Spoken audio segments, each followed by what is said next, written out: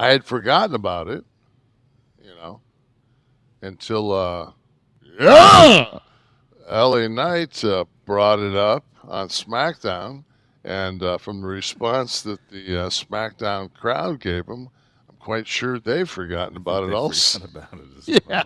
So this is a guy that basically is a bottom feeder.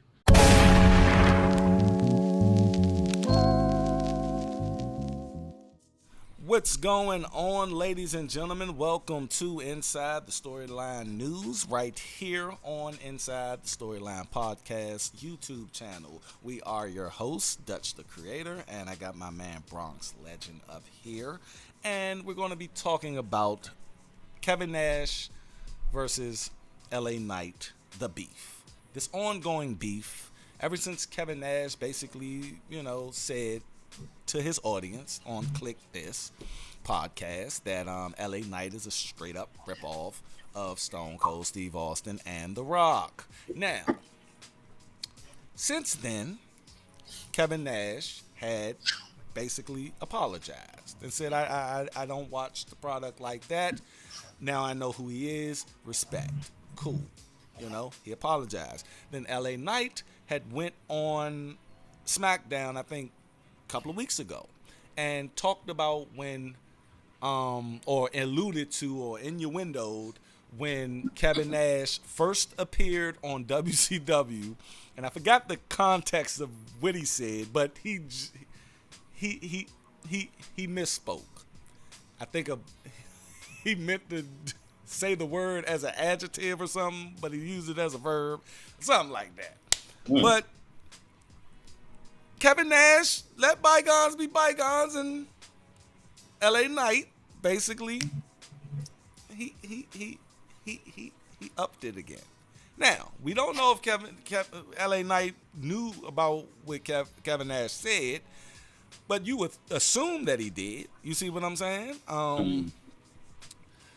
So Kevin Nash did like a 15-minute little segment on his show where he doubled down and said, you know what? Fuck that guy. And he said, yes, he is stealing people's shit. I was talking to Hunter the other day, and people really thought that he was talking to Hunter or Triple H, where he was just joking. And he was like, yeah, Hunter told me that, yeah, I'm not going to negotiate that guy for no more money because he's stealing everybody's shit. And look, man, Kevin Nash understands what the business is, in my eyes. And Kevin Nash, he looking at the situation like, I understand what you're doing, but you are taking their shit. You see? And I tried to play nice, but you want to do. And he even said you could have said something better than that. You could have talked about the finger poke of doom. You could have did. He ain't even tripping about what he did. He just, why would you go to that? That shows yet you're an amateur. So what you think about the whole Kevin Nash LA Knight thing, bro?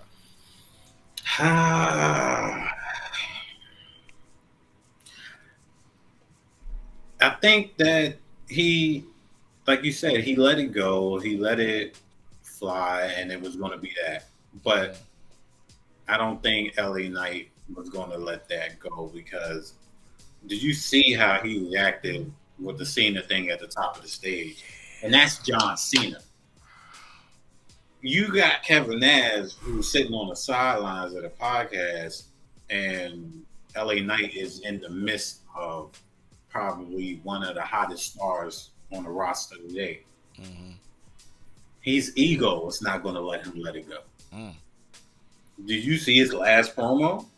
I'm Yes, I top did. two, and I'm not number two. Ain't number two. Come on, now. Like he got a chip on his shoulder, and rightfully so. Is that a good thing or a bad thing for LA Knight at this point in time? To have Because a he's chip on still the shoulder. yes, because he's negotiating shit, and they have not came to nothing yet. And I really think that he is. We just heard about Tony,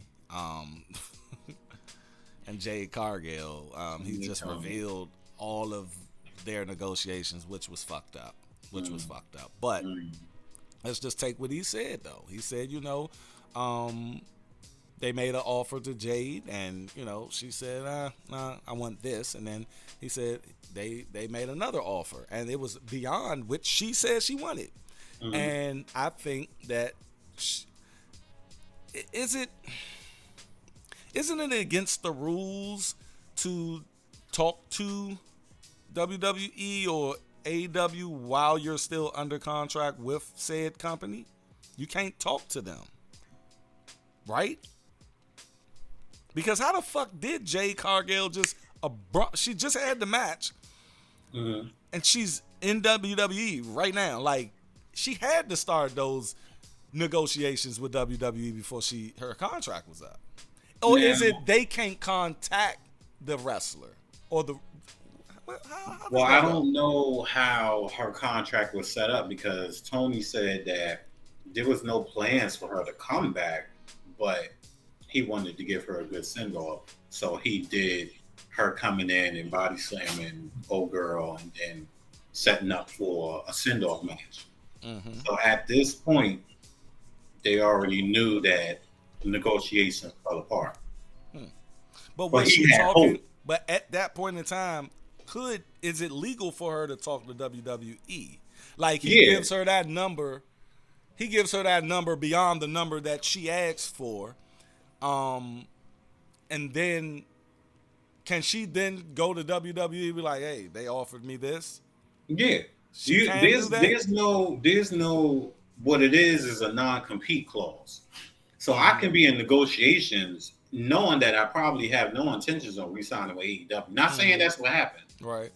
But I could be over here and they say, all right, well, look, your contract expires in X amount of days. You have a 90-day no compete. Well, WWE has that. AEW don't have that. Okay. But even if that was the case, that's not stopping somebody from training at a center somewhere. You said I can't have a match. That don't mean I can't go train somewhere. I'm just trying to sharpen my craft. But I'm not on TV with nobody.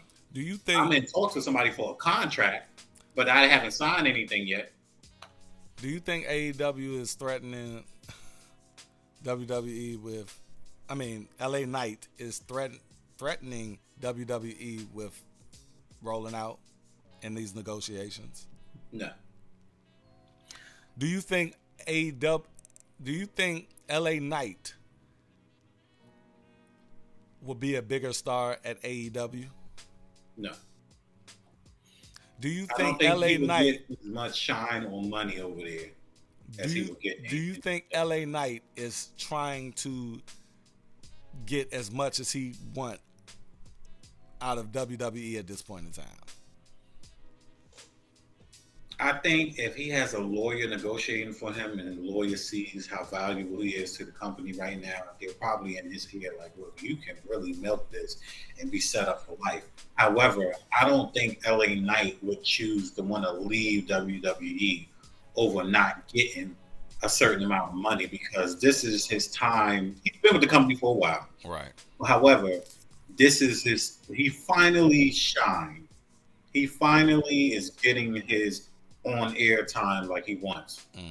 He's a big star now.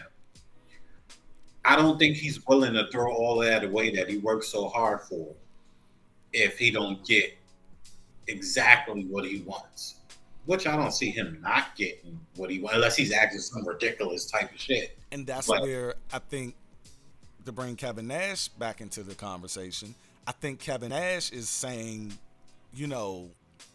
dude, you're a flash in a pan right now. And I would listen to Kevin Nash, because Kevin Nash has been in the business like almost 40 years now. And he see certain shit. Like I said, I think WWE is looking at him like, okay, is this shtick gonna be, is it gonna last? You see what I'm saying? Like, what do LA Knight look like in 3 years? You see? Because when you have a Stone Cold Steve Austin, Stone Cold had that connection with the people as far as being the worker who want to cuss out their fucking balls. You see what I'm saying? And that stood before we even started working. We understood it because we seen our daddy get, trampled by the system, or our mama get trampled by the system, living in poverty and shit. So that's how we related to Stone Cold Steve Austin. The thing about LA Knight, he's connected to the people through catchphrases. He hasn't had no personal, like, what the fuck? How can I relate to LA Knight any personal way? Can you? I mean, tell me. Well, no, because I don't really think we know his full story yet. I think they gave us a glimpse of what his story was coming into WWE, and just kind of lingering. Because they were trying to find something to catch his character on. I don't even think it was so much as LA Knight saying, yeah, I want to do this, I want to do that. I think it was more so WWE saying, damn, that worked. Like us posting a video. Yeah. We don't know that it's going to go boom, and then we say, oh, damn, that worked. Okay. Let's feed off of that. Let's do that thing. Right. So it was kind of like the same as what's it? Ed? I think we saw my Edge earlier, and he was talking about being free and creative and stuff like that. It's not always necessarily your not Edge, Roman Reigns. We was talking about him earlier, and we were saying that WWE wanted him to do this and that and wear this and contacts and all that. He was like, he probably want to do something else. Right. He probably wanted to do the Tribal Chief earlier than what it came out. But that's not what WWE wanted. So for LA Knight, he probably was like, okay, yeah, this character is cool, and then it was like, no, we're not going to do that. This worked last week. We're going to keep feeding off of that. So what? They saying that you're like Stone Cold and you're like The Rock. They leaned into it. That's not a bad thing. That's a good thing. You know how long we've been looking for the next Stone Cold, the next Rock, and you want to try to turn it off because people are saying this and that about you? No, but lean into it. But how does that translate into years? So if I was LA Knight, I'm gonna keep it real, bro. 40 years old. You got a good 10 years because wrestlers, you can do your thing up to about 50. But the thing is, bro, if I was him, I'll try to negotiate as much as possible right now, because a lot of people sitting in catering right now that was hot as shit 5 years ago. We talk about Dolph Ziggler, bro. Dolph Ziggler is a fucking beast. They just let that man go. They let that man go. While Corbin out here riding on fucking motorcycles and shit. Falling through floor doors. Right. Look, man. LA Knight, but still, even with that, he needs to be reasonable. Because WWE don't fucking need you. They will fucking, like, well, fuck you. You see what I'm saying? Like, they ain't gonna be Tony Khan, I'll give you more than what you asked for. No, bruh. So LA Knight he's walking a fine line here. They pushing you, bruh. They pushing you. So you about to be with Cena and the motherfucking bloodline. But look. It don't get no bigger than that. But look. Ali had a match that was supposed to be on No Mercy. Yeah. Supposed to get a shot at that title. It looked like he would have won it. Yeah. So, be humble. No, absolutely. I really hope he's not in there. Like, yeah. I hope he's not. Yeah. Let me talk to you. 5 more million. Like 5 million. No, you don't. No, wow. We don't even know if we're gonna last that long. So I think that's what Kevin Nash ultimately is on, man.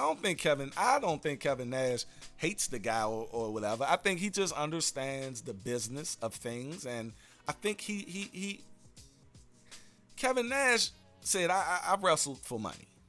And he's not afraid to say what he did for the money. He did it for the money. So at the end of the day, it's like, you know, a lot of people have been going in on Kevin Nash, where, you know, Kevin Nash used to be my favorite type person at the time. That Wolfpack was off. I was a Wolfpack. Oh, yeah. You see what I'm like? That was me, bro. Conan, you know, like, I mean, the thing is, just listen. They going in on Cornette on our video. They are, and rightfully so. Cornette be talking out his ass sometimes. But we still have to respect our motherfucking legends, man. We have to, because they know what they're talking about. I understand that they out of the times, because it's if you notice, every wrestler has a co-host of somebody that we don't know. They got to do that because they can't do it by themselves. Only person who ain't had one is Stone Cold Steve Austin. Again, he's great, you know, but he did the damn thing. But all the rest of them, they have to have that co-host there to keep them balanced. Booker T got one, Kevin Nash got one, all of them. Even Eric Bischoff has one. So, you know, he had a package. Yeah. Oh, yeah. Eric Bischoff be going there. It's called the 88 weeks. That's how long he beat WWE. Okay. Jim Cornette has one. Like, these guys, Ric Flair, when he had his podcast, I don't know if he still got it.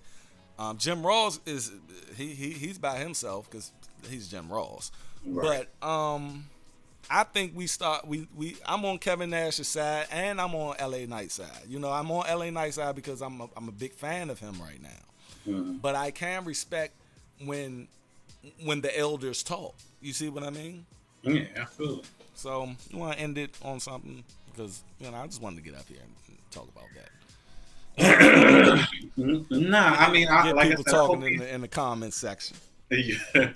I hope that he's not in there trying to strong arm in a place that it took him so long to get to. You know, like I said before, he need to ride this lightning as long as he can. Yeah. Because if it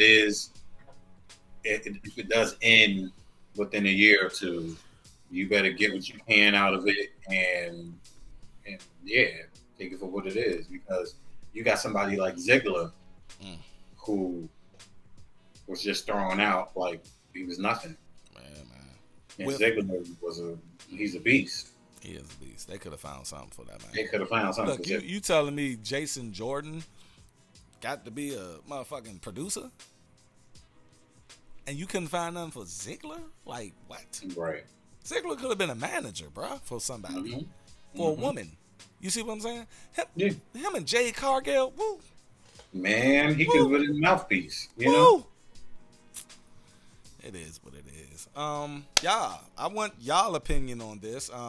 Is Kevin Nash wrong for, you know, critiquing him, or is he just being an old fart and need to shut up because LA Knight is doing the damn thing and he's that guy? Y'all go down to the comment section. Y'all go tell us what you think. Like always, my man gonna end it for us. What? Like to see above us? Follow us on Twitter, Storyline Inside. Follow us on Instagram, Inside Storyline.podcast. On TikTok at Inside the Storyline. And as always, make sure you like, comment, and subscribe. And most importantly, don't forget to ring that motherfucking bell.